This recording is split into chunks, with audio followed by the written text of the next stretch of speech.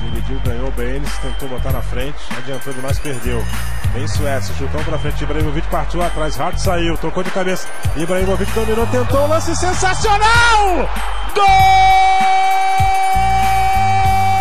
Golaço de Ibrahimovic! Pra terminar o jogo de maneira sensacional, Ibrahimovic! 4 vezes Ibrahimovic, 46 minutos de jogo no segundo tempo, um lance inesquecível para marcar a inauguração do Fênix Arena. Reveja, um golaço de Ibrahimovic, André Lofredo, sem palavras. Pois é, Zé, o que dizer, né? O cara é um monstro.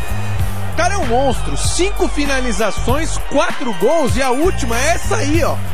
Olha isso.